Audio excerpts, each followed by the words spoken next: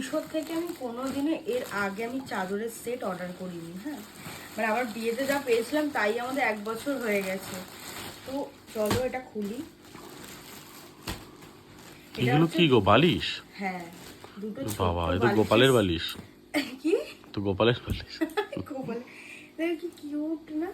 এগুলো আবার চেনও আছে, খুলে ধোয়া যাবে। হ্যাঁ, দুটো বালিশ, আবার হচ্ছে দুটো বালিশের কভার।